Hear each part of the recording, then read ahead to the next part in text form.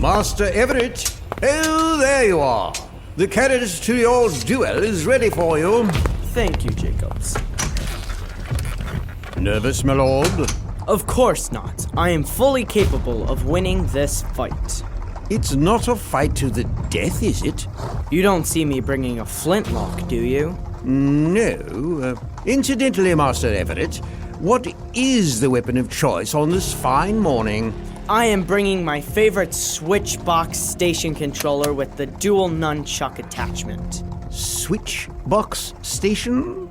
It's the latest console in gaming. This controller has seen me through many a battle. This fight will be no different. I'm afraid I don't fully understand. You will. We've arrived. So, the braggart sees fit to show his face. A foolish move, to be sure, Lady Laura. Foolish? Yes, Monica. But I suspect his honor was at risk otherwise. Ladies? So, where is the one you are dueling, Master Everett? Did he not tell you, Master Jacobs? The young Lord Everett has challenged me and my honor. Oh my! You a duel with a young lady? Oh, rest assured, my good sir. She is fully capable of trouncing this buffoon at his own game. We shall see. Let us prepare. So, forgive me, but I'm unfamiliar with this kind of duel. What, pray, is a switchbox station? It's the latest console in gaming, good sir. So I've heard. What are they doing now? They need to figure out how to hook up the game system to your TV. This could take a while. Oh, would you like to listen to the radio whilst we wait? That sounds fun. Is everything going all right over here? Yeah, we're just looking for the right connectors to hook up our new gaming system to your TV. When did you buy this TV, Mr. Jacobs? It's been a while, Laura. It's getting close to 40 years ago, I'd imagine. That would explain a lot. I'm pretty sure we can still make it work. We've just got to find a connector to fit into this connector, which can feed into this, and then this. Why don't you guys just go home and play there on your own TVs? Because, Monica, we don't want either of us to have the home field advantage. Mr. Jacobs is good neutral ground. Home field advantage? Huh? It's a sports term. Everett's just saying that one of them might feel more comfortable in their own house. So they brought the game here so they'd both feel the same. That makes sense. So this sounds like a pretty big tournament between the two of you. Is there some sort of prize you guys are playing for? Let's just say it's a matter of honor. Honor? Yeah. Everett here seems to think that because he's a boy, he is better at video games than girls are. And both Laura and I thought that was ridiculous. So a challenge was set up. Whoever won this duel of video games would show who is better, boys or girls. I'll try not to make you cry too hard. Don't worry, I don't cry when a boy gets humiliated. Guys, let's try to keep the commentary respectful. Sorry, it's just friendly competition. Yes, well, how about I go get some snacks for the tournament? I think that's a good idea. And I'll come help. And we'll listen to the radio while we set up. And that should do it. Finally! I can't wait to show you how tough a girl gamer can be. And here's the snacks. Yeah, the cookies and milk. Well, maybe I could wait a little longer. Thanks, Mr. Jacobs. No problem, Everett. I see you've got the game all set up.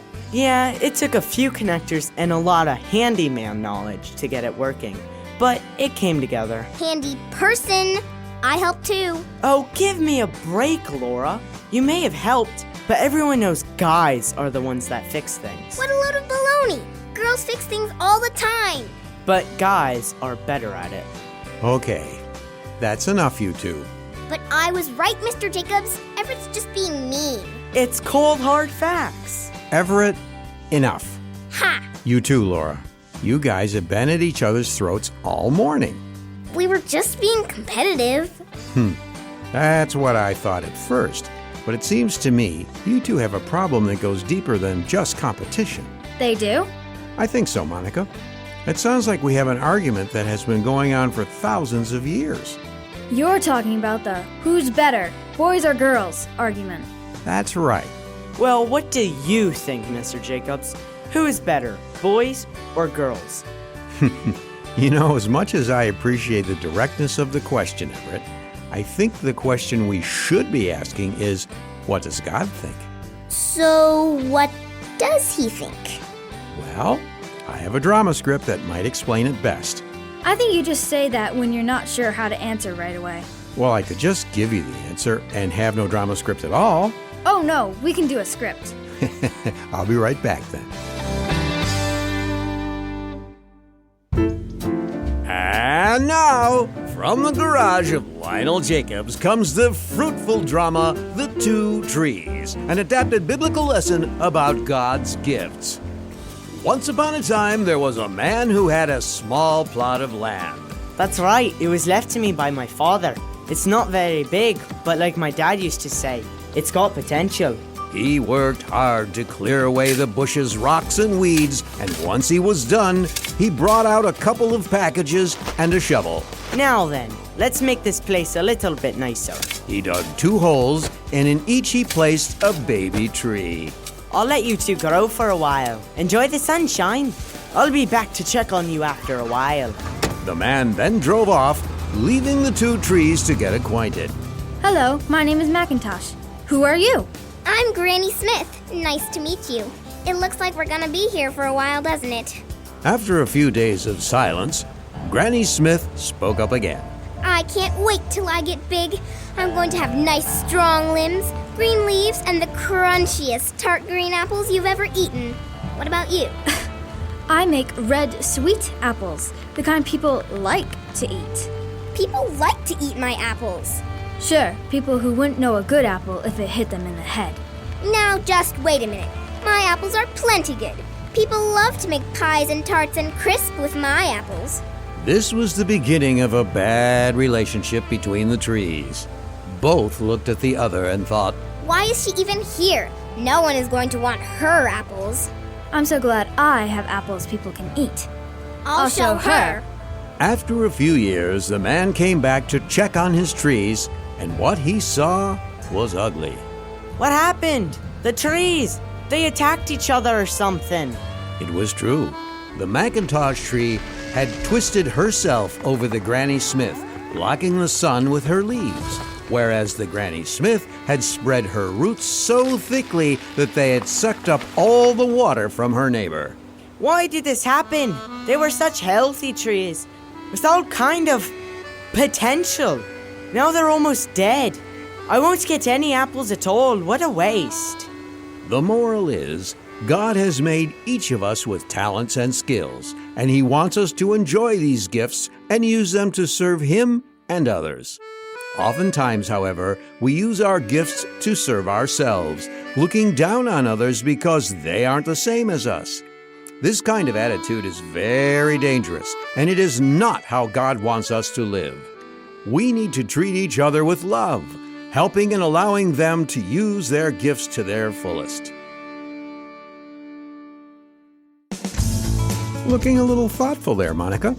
Yeah, you said that the drama about the trees would tell us who God thought was better, boys or girls, but it didn't. Really? Well, no. It just talked about not treating each other badly. Perhaps I was being too subtle. Subtle? Sorry. I mean, I might not have been clear.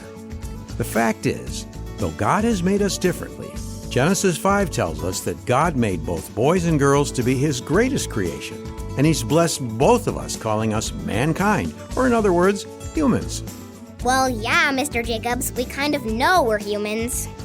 Well, I'm glad to hear that, Laura. But though we might all know that, not everyone thinks that way. I don't get it.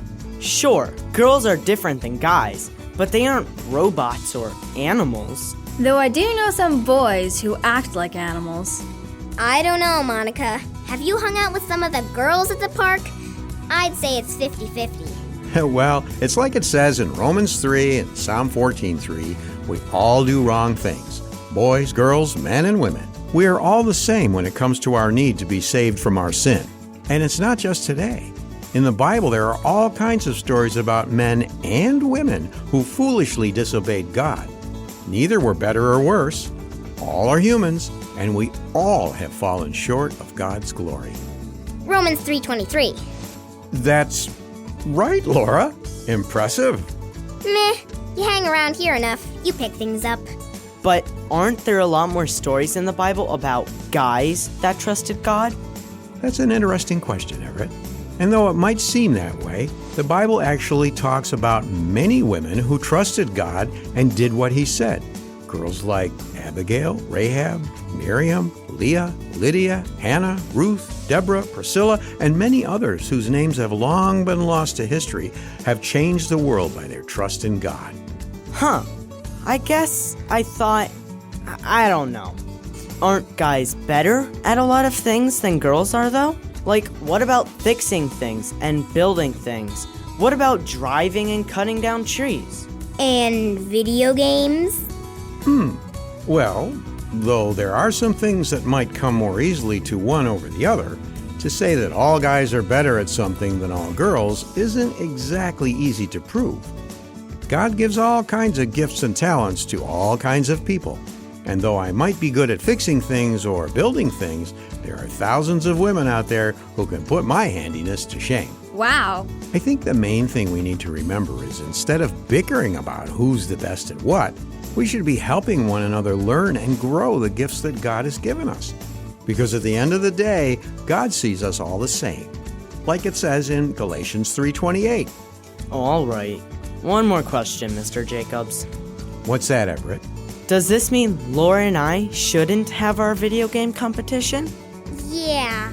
If we're not supposed to be trying to see who's the best, does that mean we shouldn't play together?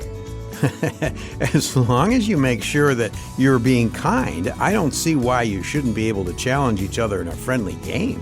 Oh, good. Speaking of which, are you ready to go down, my good friend? We'll see about that, buddy. Guys, remember? Kindness? Don't worry, Monica. We're just teasing. Might I assume we're done with the radio? I'll get it for you.